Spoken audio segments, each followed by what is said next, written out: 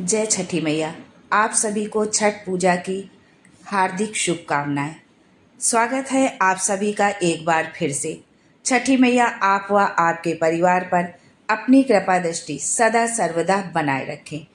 दोस्तों, यदि आप अपनी लाइफ में नया कुछ सीखना चाहते हैं और हमारे चैनल में पहली बार आए हैं तो चैनल को सब्सक्राइब करके बेल आइकन जरूर दबाइएगा।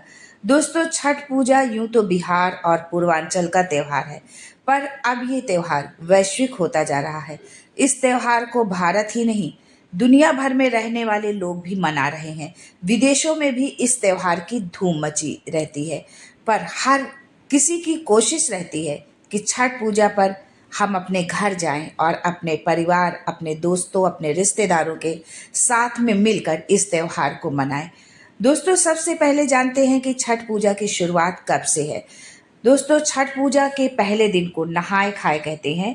नहाय खाए कब है, खरना कब है, संध्या के समय का अर्घ कब है, उषा अर्घ और पारण कब है, छठ पूजा से संबंधित संपूर्ण जानकारी आपको आज के इस वीडियो में मिलेगी। इसलिए वीडियो अंत तक जरूर देखें। आगे बढ़ने से पहले आपसे रिक्वेस्ट करती हूँ कि वीडियो को लाइक करिएगा, दोस्तों को शेयर कर दीजिएगा, और अगर आपने अभी तक चैनल को सब्सक्राइब नहीं किया है तो चैनल को सब्सक्राइब करके बेल आइकन जरूर दबाइएगा। दोस्तों, छठ पूजा के पहले दिन को नहाय खाए कहते हैं। नहाय खाए 5 नवंबर 2024 मंगलवार के दिन है। इस दिन व्रती श्रद्धालु नदी या तालाब में जाकर के स्नान करते हैं और छठ व्रत का संकल्प लेते हैं। इसी दिन से व्रती जो है छठ पूजा की तैयारी अपनी शुरू कर देते हैं। छठ के दूसरे दिन को खरना कहते हैं। ये 6 नवंबर 2024 यानी बुधवार के दिन है। खरना के दिन व्रती पूरा दिन निर्जला उपवास करते हैं। फिर शाम को प्रसाद में गुड़ की खीर और रोटी, पराठा कुछ भी बना करके मीठा खाते हैं। इसके साथ फल का भी भोग लगाते हैं और इसके बाद इसे अपने परिवार, रिश्तेदारों और दोस्तों में सभी को इसको प्रसाद रूप में बांटते हैं और स्वयं भी इसको खाते हैं। दोस्तों, संध्या अर्घ्य छठ पूजा का तीसरा दिन है। ये छठ पूजा का सबसे अहम दिन होता है। व्रती सूर्यास्त के समय शाम को नदी या कहीं भी पानी के किनारे जाकर सूर्य भगवान को अर्घ देते हैं। उषा अर्घ और पारण 8 नवंबर 2024 को है।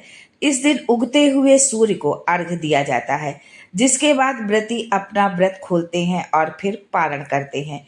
इसके जो है छठ पूजा का जो महाप्रसाद होता है, जिसको कि हम ठेकुआ कहते हैं, ये सभी को बांटते हैं, प्रसाद रूप में देते हैं, स्वयं भी इसको खाते हैं और अपने व्रत को खोलते हैं।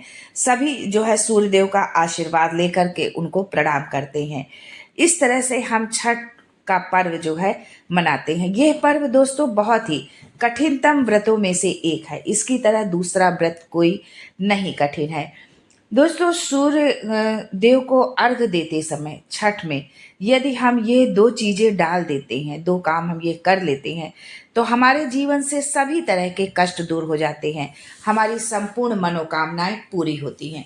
दोस्तों, सूर्यदेव को प्रसन्न करने के लिए छठ पूजा की जाती है।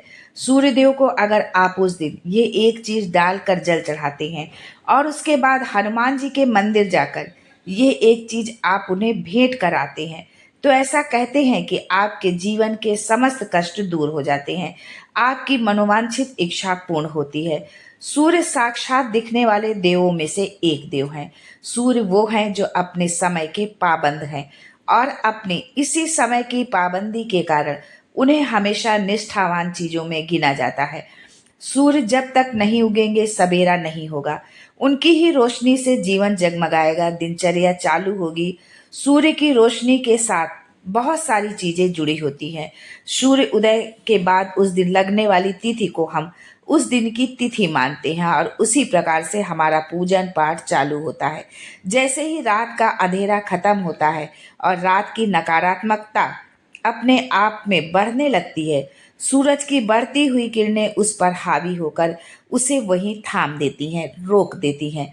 इसी प्रकार जब आपके जीवन में नकारात्मकता बढ़ने लगे, दुख कष्ट आने लगे, आप बहुत परेशान हो, तो आपको सूर्यदेव के सामने ये क्रिया जरूर करनी चाहिए। छठ वाले दिन सूर्यदेव को ये एक चीज़ जरूर चढ़ानी चाहिए।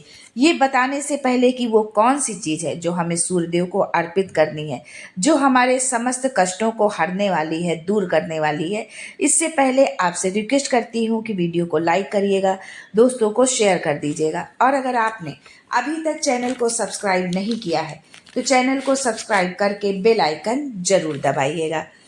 दोस्तों, सूर्यदेव को जब जल चढ़ाना तो उससे पहले अपने जल के अंदर ये एक चीज जरूर मिला लेंगे। जब हम छठ में भगवान सूर्य को, उगते हुए सूर्य को जब हम अर्घ देते हैं तो उस पे हमें क्या चीज मिलानी है ये हम जानते हैं।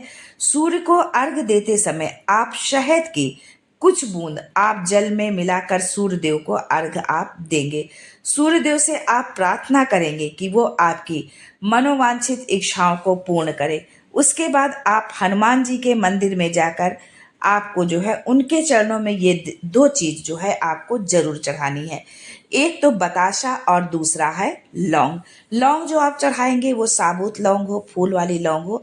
ये दो चीजें आपको हनुमान मंदिर जाकर हनुमान जी के चरणों में ये आपको अर्पित करनी है। ये दो चीजें चढ़ाने से और सूर्यदेव को ये जल चढ़ाने से आपकी सर्व मनोकामना पूर्ण होगी। यानी कि आपको ये दोनों क्रियाएं करनी है। सूर्यदेव को जब आप जल चढ़ाएंगे तो उसमें शहद जरूर डालेंगे, और हनुमान जी को जब जो है आप दो चीज उनको आपको अर्पित करनी है, एक बताशा और दूसरा लौंग। ये चीज जो है ये क्रिया आपको जरूर करनी है। आप देखेंगे कि ये करने से आपके जीवन के समस्त पाप समाप्त हो जाएंगे, आपकी संपूर्ण मनोकामना पूर्ण होगी, आने वाला भविष्य आपका बहुत ही सुखद होगा। जरूर कर लीजिएगा छठ पर, ये छोटा सा उपाय है। इससे आपके जीवन में जो भी परिवर्तन आए कमेंट बॉक्स में हमें जरूर बताइएगा। मैं फिर आऊंगी कुछ नया, कुछ अलग, कुछ अद्भुत लेकर। तब तक के लिए जय छठी मैया and thanks for watching my video.